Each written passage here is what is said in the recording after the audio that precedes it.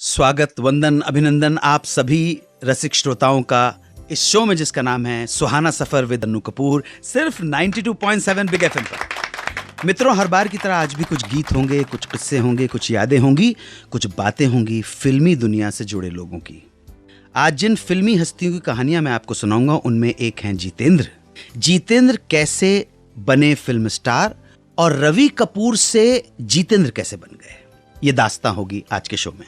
फिर करेंगे माला सिन्हा जी की बातें, कैसे माला जी फिल्मों में आईं और फिर बंगाली फिल्मों से कैसे मिला उन्हें चांस हिंदी फिल्मों में आने का। उसके बाद किस्सा होगा फारूक शेख का, जो कि शौकिया थिएटर के साथ साथ वकालत की पढ़ाई भी कर रहे थे ताकि अपने पापा की तरह नामी वकील बन सकें, मगर फेट, डेस्टिनी, किस्मत कैसे उन्हें कोर्ट कचहरी से फिल्म इंडस्ट्री में ले आई। उसके बाद बात होगी शत्रुघ्न सिन्हा और उनकी धर्मपत्नी पूनम की शादी की। कैसे पूनम जी की माता जी के मना करने के बावजूद ये शादी हो गई। तो इससे पहले कि मजेदार किस्सों का सिलसिला शुरू करूं, हर बार की तरह हो जाए आज की महफिल का पहला गाना। 92.7 बिग एफएम पर सुहाना सफर विद अन्नू कपूर में सुनिए किस्सा माई ट्रू हीरो का। अब बात एक ऐसे फनकार की जो अपने पैशन के लिए, फिल्मों में काम करने के लिए घर बार परिवार, फौज की नौकरी छोड़कर आ गया बॉम्बे।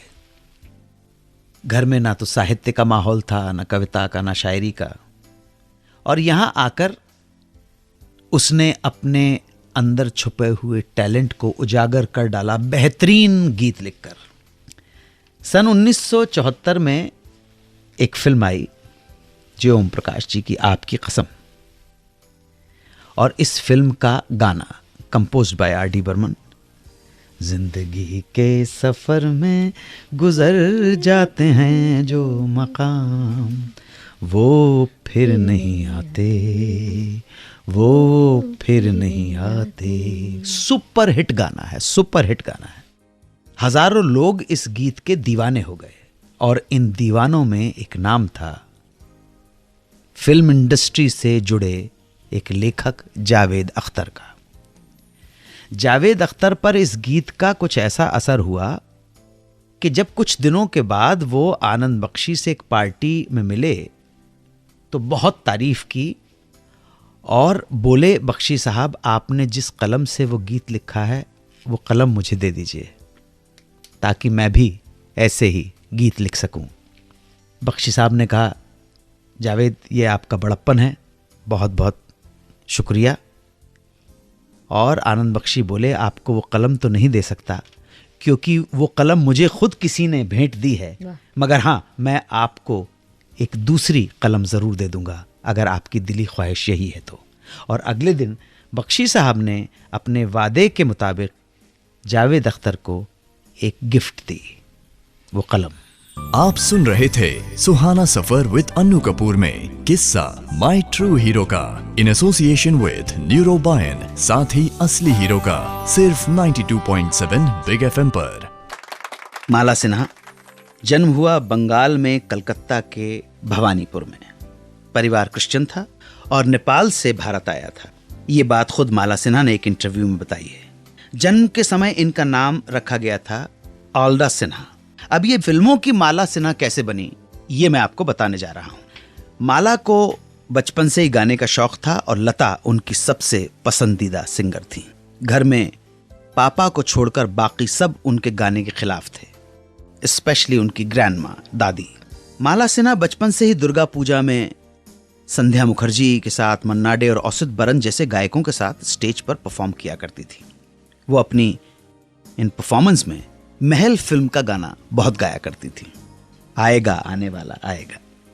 ये गाना वो इतने बढ़िया तरीके से गाती थी कि जनता बार बार सुनने की फरमाइश करती थी।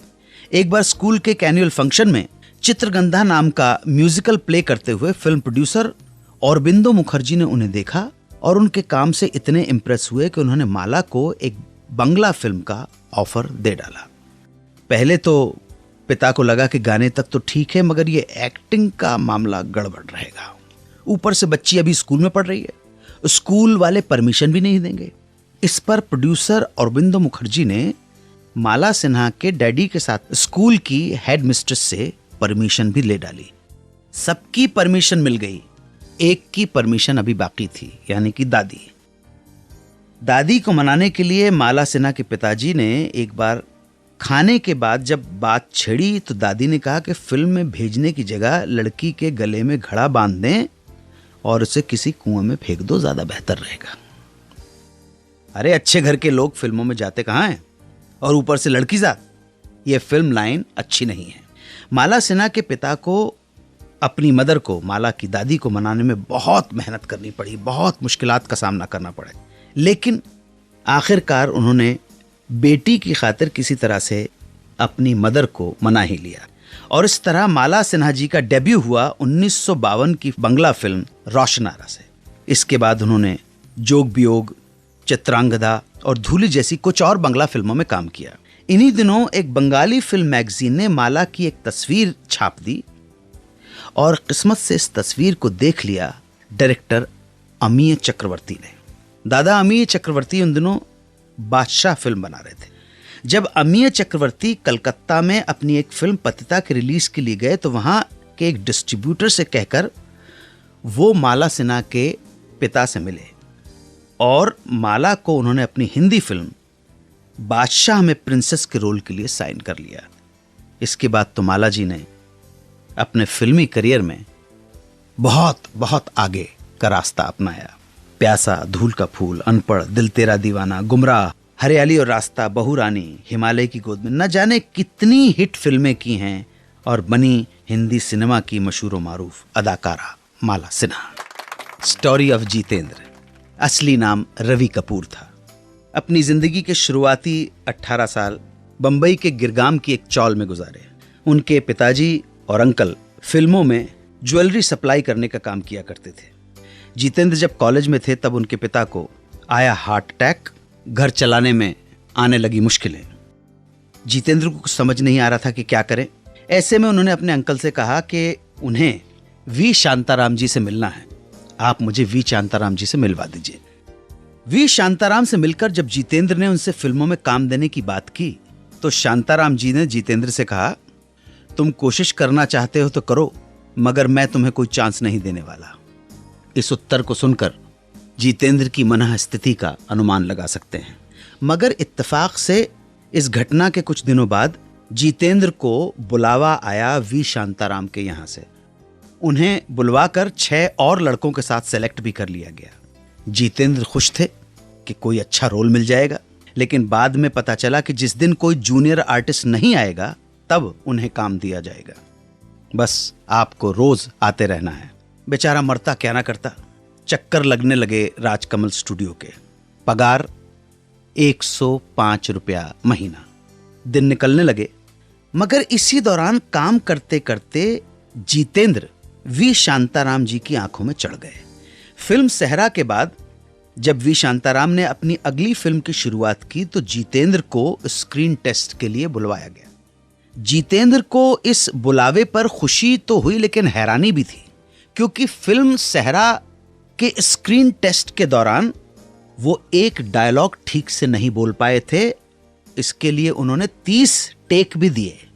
वो डायलॉग था, सरदार सरदार दुश्मन टिड्डी दल की तरह गोलियां बरसाते हुए आ रहे। 30 टेक के बावजूद डायलॉग ठीक नहीं बोल पाए, रिजेक्ट कर दिए गए। ये सारी बातों के बावजूद शांताराम जी ने उन्हें फिर बुलवाया है। जितेंद्र बताते हैं कि बड़ी मुश्किल से उनका स्क्रीन टेस्ट क्लियर हुआ और उन्हें फिल्म के लिए सिलेक्ट कर लिया गया, जिसका नाम था गीत गाया पत्थरों ने। वी शांताराम ने ही उनका नाम रवि कपूर से बदलकर जितेंद्र कर दिया। स्क्रीन नेम हो गया जितेंद्र। फिल्म तो मिल गई, मगर जो पैसे वो एक्स्ट्रा के रूप में कमाते थे वो घट गए। एक्स्ट्रा के रूप में उन्हें मिलता था 150 रुपया पर मंथ, मगर जब जितेंद्र को फिल्म में हीरो लिया गया तो पहले 6 महीने तो एक भी पैसा नहीं दिया गया और बाद में 150 से घटाकर 100 रुपीस पर मंथ सैलरी कर दी गई। कारण जितेंद्र को यह बताया गया कि कि उन्हें ब्रेक दिया जा रहा है, इसलिए यही सैलरी मिलेगी। तो जितेंद्र ने 100 रुपया महीने पर यह फिल्म की थी जिसके वो हीरो थे। और इसी के बाद जितेंद्र धीरे धीरे बन गए हिंदी सिनेमा के बहुत बड़े स्टार। बात फारूक शेख की। बेसिकली गुजरात के थे, मगर तालीम और तरबियत बंबई में ही हुई। पढ़ाई लिखाई के साथ साथ फारूक को थिएटर का और स्पोर्ट्स का भी बहुत शौक था। स्कूल में थिएटर करने के बाद जब वो कॉलेज पहुंचे तो वहां उनकी मुलाकात हुई उनके सीनियर अजीज मिर्जा से, जिन्होंने उनको प्लेज में एक्टिंग करने के लिए मोटिवेट किया और उनके साथ वो प्लेस करने लगे। जब अजीज मिर्जा का कॉलेज से जाना हुआ तो फारूक ने उनसे कहा कि अब क्या करेंगे, उनके जाने के बाद किसके साथ प्ले करेंगे।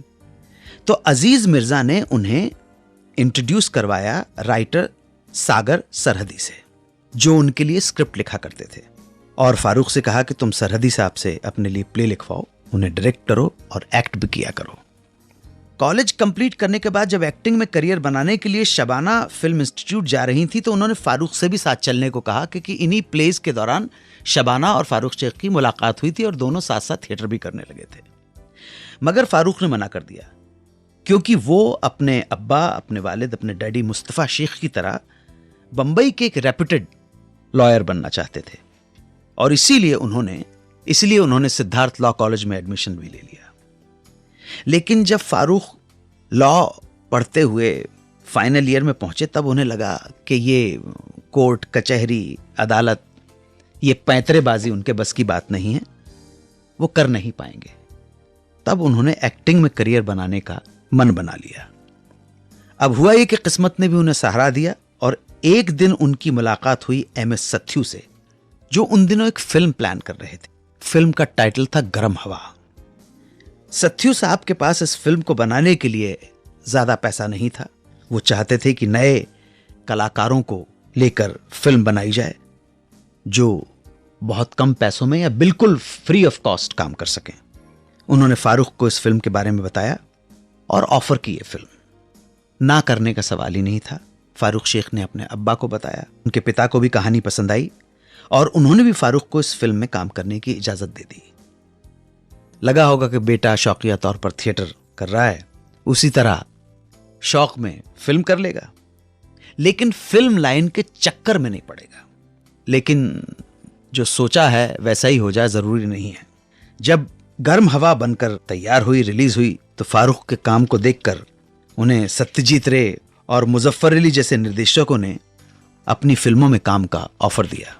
फारूक ने ऑफर्स को एक्सेप्ट कर लिया और धीरे धीरे एक के बाद एक फिल्में उन्हें मिलती गईं और वो वकील की जगह बन गए एक्टर। बहुत सारी फिल्में की, बहुत बेहतरीन काम किया।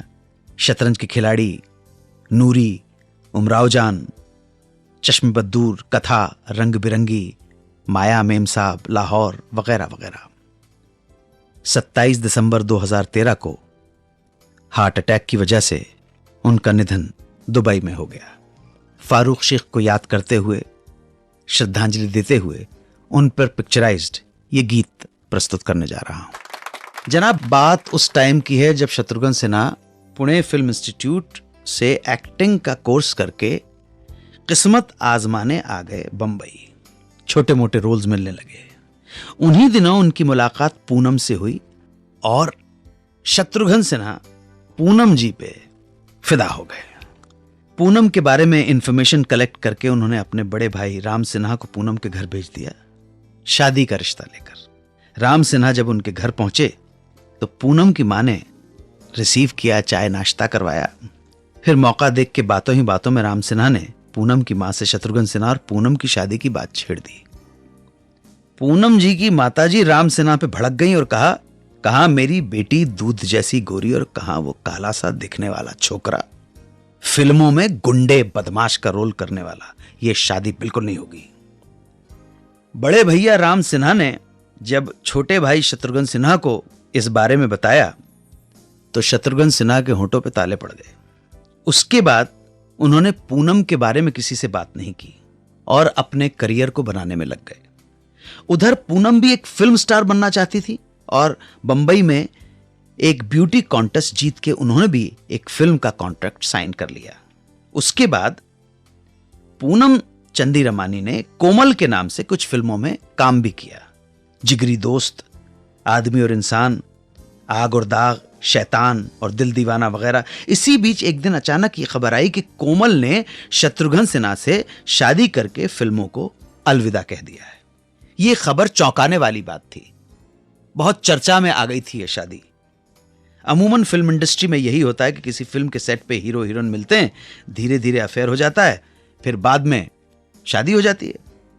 लेकिन यहां ऐसी कोई भी बात नहीं थी, बल्कि उस वक्त तो शत्रुघ्न सिन्हा और रीना रॉय के लिंकअप और अफेयर की खबरें मीडिया में छाई हुई थीं। फिल्म कालीचरण के बाद तो लोगों को लगने लगा कि शत्रुघ्न और रीना सेटल हो जाएंगे। इसीलिए अचानक इस अनयूजुअल शादी से लोगों को बड़ा झटका लगा। मगर इस सरप्राइज के पीछे की सच्चाई ये थी कि स्टार बनने के बाद एक दिन अचानक शत्रुघ्न सिन्हा और पूनम का एक पार्टी में आमना सामना हो गया और शत्रु का पुराना प्यार जाग उठा। धीरे धीरे दोनों की मुलाकातें चुपचाप भीड़ भाड़ से अलग होकर होने लगी। हालांकि पूनम को शत्रुघ्न और रीना रॉय के अफेयर का पता था, लेकिन शत्रुघ्न सिन्हा ने पूनम को अपने प्यार का, अपने कमिटमेंट का भरोसा दिला दिया और फाइनली ये रिश्ता शादी तक पहुंच गया और ये रिश्ता आज भी कायम है। हम यही दुआ करते हैं कि उनका ये बंधन 7 जन्मों तक कायम रहे। भोपाल के हमारे एक श्रोता हैं रुद्र प्रताप, उन्होंने सवाल पूछा है। गुजरे हुए वक्त में हमारे ही शो में सुना था उन्होंने कि लता मंगेशकर ये कहा करती थी कि अगर उनके गाए गाने को कोई एक्ट्रेस पर्दे पर सबसे अच्छे तरीके से परफॉर्म करती हैं तो वो हैं नूतन। ये बात बिल्कुल सही है। इसकी वजह यह भी है कि नूतन खुद एक अच्छी सिंगर थी। नूतन को सिंगिंग विरासत में उनकी नानी रतनबाई से मिली थी, जो अपने जमाने की एक बहुत बड़ी सिंगर हुआ करती थी, एक्ट्रेस भी थी। नूतन का डेब्यू 1950 की फिल्म हमारी बेटी से हुआ था और उन्हें फिल्मों में लाने का क्रेडिट जाता है उनकी माताजी शोभना समर्थ को। पहली ही फिल्म में नूतन का गाया गीत काफी पसंद किया गया, जिसके बोल थे, तुझे कैसा दूल्हा भाईरी बाकी दुल्हनिया। नूतन ने उस समय के काफी एस्टैब्लिश सिंगर्स के साथ गीत गाए। हेमंत कुमार के साथ गाना गाया, महेंद्र कपूर के साथ गाया, गीता दत्त और सुधा मल्होत्रा जी के साथ भी गाने गाए। नूतन ने एक फिल्म आई थी माधुरी, उसमें भी गीत गाए। इस फिल्म में उनके गाए गीतों की जानकारी हमें पूरी तरह से उपलब्ध नहीं हो पाई है, मगर 1960 की फिल्म छबीली में उन्होंने एक गाना गाया हेमंत कुमार के साथ, लहरों पे लहर उल्फत जवां। इस फिल्म में उनके द्वारा गाए गीतों की जानकारी हमें मिल गई है। इस फिल्म में नूतन ने कुल 6 गाने गाए थे, जिसमें से एक गाना गीता दत्त के साथ भी गाया गया है और यह गाना नूतन और उनकी बहन तनुजा पर पिक्चराइज्ड है। गीत के बोल हैं, यारों किसी से ना कहना है चुप चुप के रहना, और यारों किसी से ना कहना। इसके अलावा इसी फिल्म में उनके सोलो सॉन्ग्स भी थे, हे बाबू दिल पे जरा रखना काबू। इसी फिल्म में सुधा मल्होत्रा जी के साथ उनका एक डुएट भी है, मिला ले हाथ ले बन गई बात। इसके साथ ही 1985 की फिल्म मयूरी में भी उन्होंने गाने गाए। इस फिल्म में उनका गाया गीत था, ये कैसी है खामोशी। इस फिल्म में गाने के साथ साथ उन्होंने 4 गीत लिखे भी थे। पहला गीत है ये कैसी है खामोशी, दूसरा गीत है मिल के ओ सनम, तुम न रहे, तीसरा मेरा जीवन एक बर्फीली धारा, और चौथा गीत है मेरा दिल जवां है। मैं उम्मीद करता हूं रुद्र प्रताप जी कि आप मेरी दी हुई जानकारी से मुतमईन होंगे। भविष्य में मैं कोशिश करूंगा कि और डिटेल में तलाश कर सकें, रिसर्च कर सकें। अगर आप हमसे संपर्क करना चाहते हैं तो SMS कीजिए, लिखिए बिग स्पेस दीजिए सुहाना सफर और लिख डालिए अपना मैसेज या सवाल और भेज दीजिए 55454 पर। जय हिंद, वंदे मातरम।